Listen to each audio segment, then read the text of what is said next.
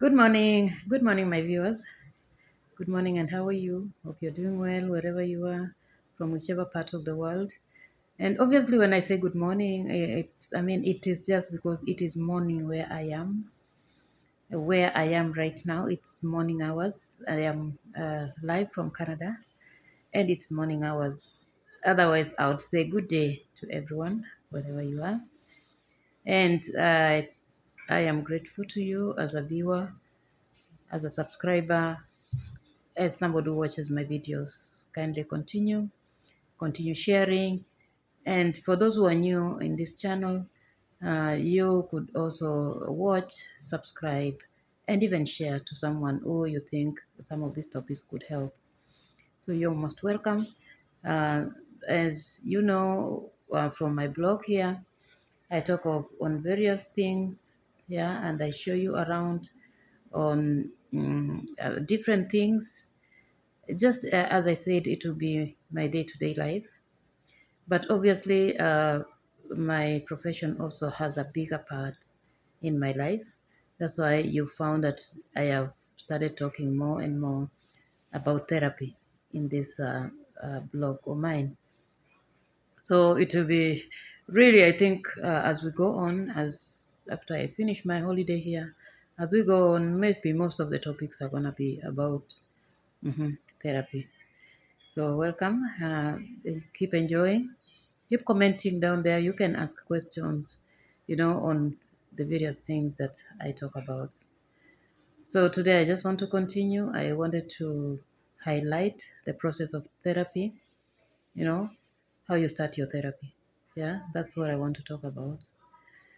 So because I've realized that most people, because like back, let's say back home or in some parts of the world, excluding the Western world and maybe Europe, we know that therapy has not been so much integrated in our day-to-day life. Yeah, we children go to school. They go to school, but most of the time, even as we were growing up, there was no counseling or therapy done given to us, and we know, therapy is important even for children as they are growing, as they pass through their various stages of life. It's good to put them together and share with them a few things. Yeah. Even in our homes, if somebody's unwell, having headaches, having a hard day, because the awareness is little. So it's not the first thing to think that maybe this person may need extra help to talk to someone. No, even in our places of work, uh, some time back, I think even when we are given insurance, medical insurance, it will cover all other areas, you know, on your physical health, but not on your mental health. Mhm. I think a few organizations nowadays, I'm talking about back in my country. A few organizations nowadays are embracing it and they are putting the package, even in the medical insurance. Yeah. But I know that 100%, I cannot say it's even 50%. It has not so much been integrated, but we can see that mental health issues are really rampant. They are everywhere. We are going through them, provided you have a family, provided you belong on earth somewhere. Yeah. There are issues that will always come up. There are different traumas that we go through. Some of them are sudden traumas. Sudden traumas are things like accidents, things like people have gone to war, things like you have just got yourself into, just a sudden, yeah, a sudden issue that has happened to you, which is so big that really, uh, that just take you off. Sometimes even deaths, deaths can be sudden. Accident deaths are really sudden. There are various traumas that people go through. Even refugees go through their own traumas. Issues of transition. Transition happens all over. Yeah, you're transitioning from being a child to being an adolescent, from to becoming a teenager, to becoming a young adult, to becoming an adult, to getting married and all that. And these issues, you know, they call for a little change. That when you have become a parent, there are certain things you have to embrace, because now you'll be taking care of other people. Yeah, there's knowledge that is required. So transition, whatever transition it is, uh-huh, in life, whether you're moving out of your country to another country, yeah, we have known that things like culture really hit people hard. Yeah, in fact, people are normally given like 6 months to be able even to start, integrating and, you know, yeah, I mean, integrating and understanding the culture, the new culture in which they have gone into. But there are people who take all their lives actually. They will go and they get stranded and they freeze and they don't do much about their lives. Yeah. So transitions are, I mean, there are so many issues. There are so many professions who are fast responders, and they get into, in contact with so many sudden things, so many scenarios, so many casualties. Look at our military, the police force, you know, look, uh, look at even our doctors, look, all these are all people that get into, see a lot of things, see a lot of traumas. Trauma does not have to happen to you particularly, but you could witness a trauma, or it could happen to someone who is very close to you, and that is called secondary trauma, but it still affects you. So there is therapy that is required everywhere, and that's why I just want to take you through, because sometimes we talk about therapy, so people say, so is it like going to, when you want to go to school, you go check on a college, you find out what they offer, how much school fees it is, and then you know when to start. There's that beginning process. So that's the beginning process I want to talk about today, so that people can just know what happens. Okay. So when you have been referred to a therapist, or when you yourself are searched out and identified a therapist, or, I mean, of course, you already know a therapist and you need those services. Yeah, so you will go see that therapist. Sometimes even therapists get calls. People are referred and then they call them. You're telling them, I would want to see you and all that. But the first process that starts is that uh, uh, the therapist has to get the information of this person. We call them the clients. Yeah. So we deal with forms a lot. There are a lot of tools that therapists deal with. So there's one of the early tools that is called uh, in intake form. So we will get your names, we will get your address, your contacts. We'll get information maybe about your next of kin, about your family, yeah, and maybe about yeah. We That is the info. We get your names and the next of kin and everything. Yeah. So that we need that information as therapists before we can start therapy. Actually, if somebody has that form from a therapist, they can always fill it up, and when they come to see the therapist, they come with it, and then they'll start from there. So after that, after the intake is taken, you find that there is something called consent. Mhm. The therapist takes the client through um, some information called in an informed consent. Also, it also comes with a form, because the client will have to sign it. Yeah. Even when you fill your intake form, at the end you sign it like you're the one who filled it, because you give the information, even give your level of education or where you're working, all those. So you're the one to sign it. The informed consent, the same thing. In the informed consent, the therapist actually informs you what will be going on, the process of therapy. Yeah. and the terms and conditions of the therapy. Yeah. Uh-huh. Normally, like the process of therapy, we always want the client to know, yeah, that ethically we are bound, yeah, we are bound to confidentiality. Hmm. Yeah. Uh, Confidentiality means when a client has shared with you many things and many topics, you are required to keep that confidence. You cannot just tell it to another person. Yeah. Even when you're dealing with a spouse, unless they come there together, yeah, there are issues that you will get out of that person. That was their therapy. Yeah. Yeah. Unless they come in together and then maybe in another session you could bring out those kind of issues because the people were there. But we are bound by confidentiality. We do not just talk out the issues of clients to anyone. No one, we don't. We are bound. So therapy is a safe place. Yeah.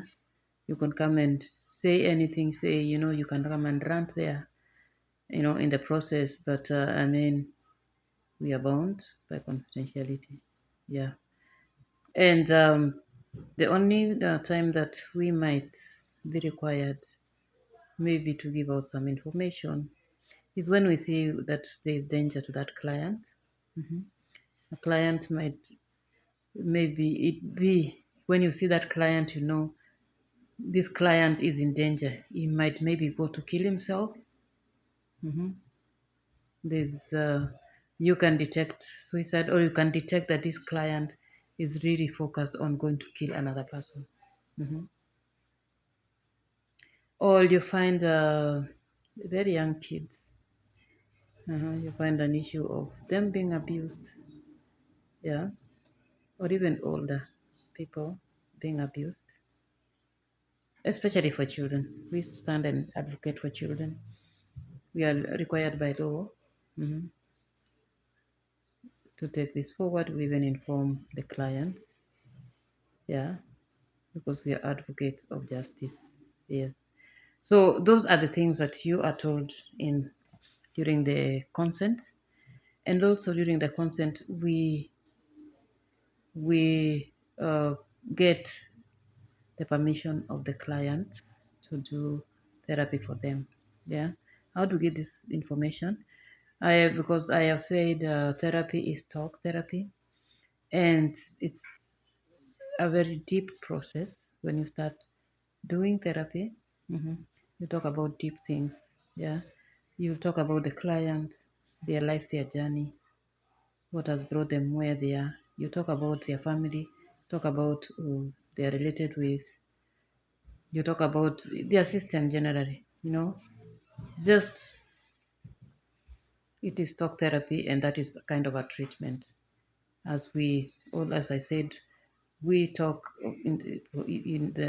we talk about issues in the system to be able to unrangle uh, the situation or what brings about uh, a certain distressing behavior in that person so that we can be able to deal with it. So we talk about very deep things. We talk about themselves, we talk about their relationships, we talk about their homes, their families. We talk about deep things, so we require that we get consent that yes, I am agreeing to be given therapy by you. Give me a minute, please.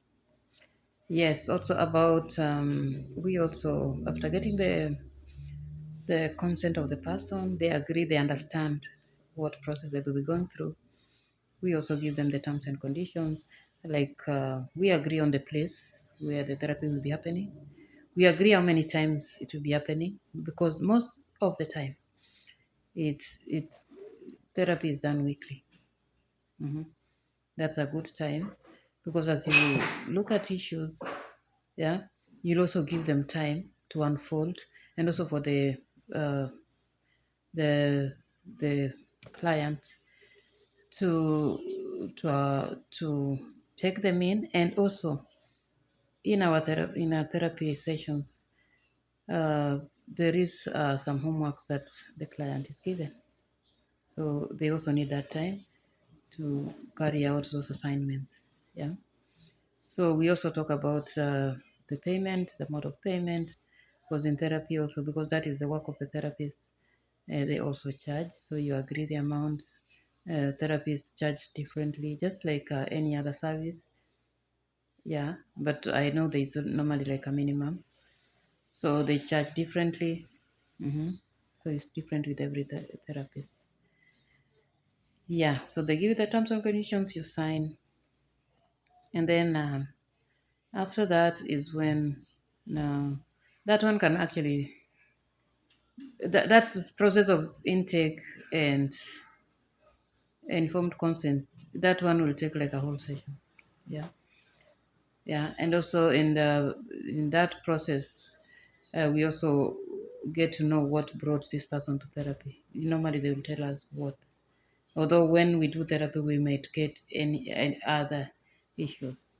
Yeah, but we normally take the first thing that brought this person to therapy.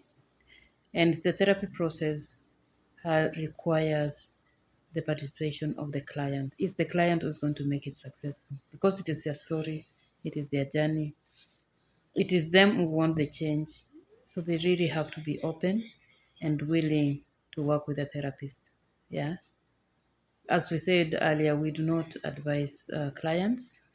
We don't advise them. We take them through. We open their eyes up. Mhm. I told you we really have the skills. We have the skills. We open their eyes up and try to find out what if this thing could be done in this way or this other. Do you think you can embrace this and try this method? Yeah.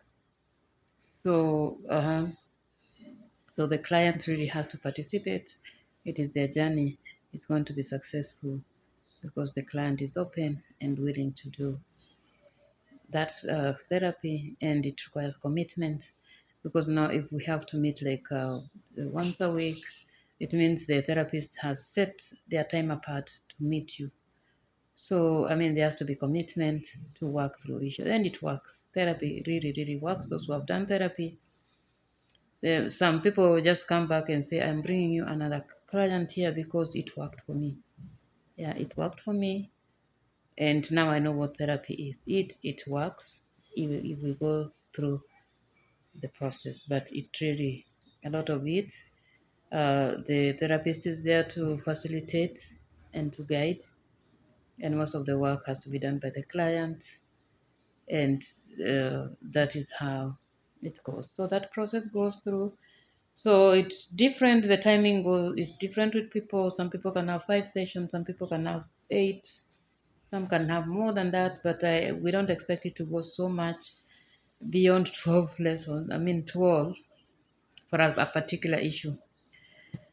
So it depends. I mean, you could come for therapy, and after a few sessions, maybe 5 or 4, you find like, actually, I am able now to deal with this situation. I have a solution, and I'm following this solution, and things are changing. Because what makes therapy successful is when we hear from the client, or we see even that change in the client. We hear things have changed. We are handling this. My family issue was like this.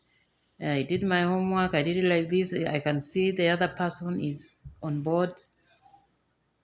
When you brought a child for therapy, you, I mean, when you see the change in that person, that is when we say the therapy is successful. So that is how we go about therapy. When you are about to come to a close of therapy, we also tell the client, now I can see your situation is okay. So let's just prepare to conclude this thing. Yeah, I will give you like 1 or 2 sessions, you know, to let you know that now I think your issue has been solved. Now you can move on. Yeah. So we keep our terms, you keep your terms, and the therapy goes on well. But the thing with therapists also, sometimes you might get an issue because you might get an issue with somebody, and maybe that issue is medical. You might find some medical issues in a person, So therapists are supposed also to refer or guide some people or somebody on where to go. Because somebody might come with you with headaches and headaches and headaches and headaches. Yeah. We will look at the issue and we see whether there's stress related to that headache. I mean, if we find that it is not really stress and it could be medical, we advise these people, yeah, to seek medical, you know, medical treatments. Yeah. Therapists can also refer their own clients to other therapists. You might actually be dealing with an issue and you reach somewhere and yeah, and maybe this person requires, there are some things that can make you refer, or you might come and you take the intake and the client tells you, I actually really know a person who particularly really deals with these issues and they are free. So sometimes they can refer. Or sometimes maybe a client, I mean, there are some therapists who are very, very busy because now they are known. So they would give you even an appointment for at a longer time in the future. But if the client does not mind that you can see another therapist, that's okay, they can be referred. So clients, therapists, they don't make themselves superhumans. Mhm. They can refer, they refer, and it is always in order. Yeah, it's in order. So that's what I just wanted to tell you. It's just like any other process. Yeah. Uh, just like going to school, going to get a that is how we go about it. Yeah, and let us just know that therapy is very, very important to our general well-being. Yeah, it's important because we have all these issues coming up, uh, issues to be emotional issues. We have even physical issues. Actually, psychological issues can become physical. Yeah, you could be so much stressed until it takes toll on your body. Yeah, that you start having those somatic symptoms, like headaches. It might not just be a medical, it's so much stress until it causes you that headache. Yeah, or fatigue in your body. Yeah. So even there are physical issues that we deal with, emotional issues, being able to regulate yourself, being able, you know to control your emotion, being able to place your emotions at the right time and to express them at the right time as required. Yeah. Sometimes people are so emotionally disillusioned that they cannot handle anything. Hmm. You find somebody might be having an anger issue and they feel okay with that. They'll come and they're angry, they take a glass and throw it from one corner to the other, even when you try to find out what's up. And this person is a father, maybe it's in the house, it's a lady, and they're in the house and they have children. They'll say, even my father was like that, so I don't see anything wrong. Yes, there are issues in therapy that are so generational, transgenerational, that have been done in the wrong way and in the wrong manner, and they have been brought to the younger generation, and they are normally not healthy. And you see those kind of issues like anger issues, where you come and you're so angry about something, you are, throwing or destroying things up, left, right, and center. Do you know the anxiety that you cause your children? Do you know how unsafe your children feel? How insecure they feel? You know, they are so afraid. Your spouse too, whether you're a man or a woman, whoever is doing it. Yeah, and now you'll find normally the things we do, some of our children will take them through. You'll find a kid who is so angry because they think, first of all, they think it's okay, and first of all, because you know they're actually just angry. Yeah. So you find these negative behaviors have been taken up from generation to generation. Yeah. They are not right, they are not healthy, they are not good for families. It becomes harder even to to have peace or calmness in the family because of those kind of issues. So we deal a lot about generational issues. You might find your therapist asking you about your grandma, your great grandma, or or you might find an issue that happened long time ago. Mhm. An issue of abuse that somebody hid it. You decided, no, I don't want to talk about it, but it will manifest later, and it was done 3 generations down the line.